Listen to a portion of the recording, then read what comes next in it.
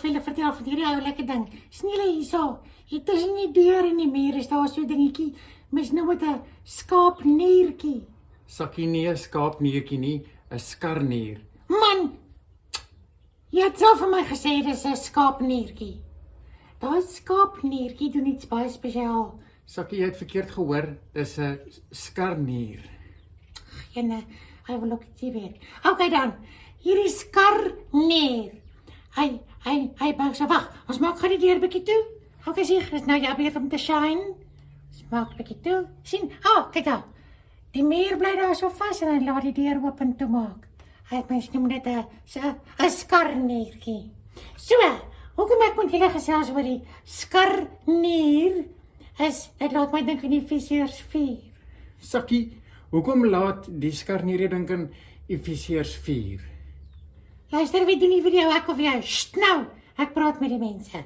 So, in Efesiërs 1 is die heel eerste woordjie in die Grieks. Daarom. Maar kyk mooi in jou Bybel, in Efesiërs 4 vers 1 staan daarom nie daar nie. Ek weet nie hoekom dit nie daarom daar staan nie, maar die woordjie is weg.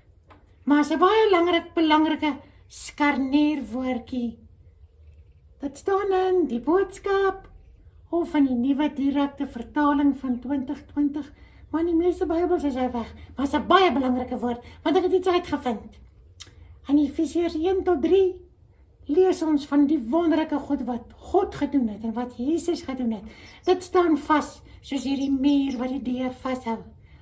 Ons kan dit nie verander nie, en dis die goeie nuus. En dan is daar die skarnierwoordjie, daarom. Maar ons maak weer die deur bietjie toe. Sien, jou beurt. Daar is hy. Okay, maak die oop.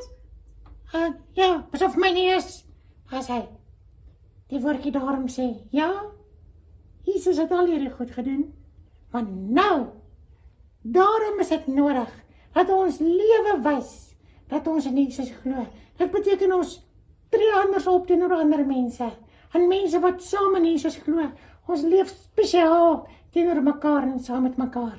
So, van Efesiërs 4 vers 1 af met die skarnierwoordjie. Van nou af in Efesiërs gaan ons gesels oor, wat beteken dit nou vir ons? Prakties. Okay, sê, ons is nou klaar.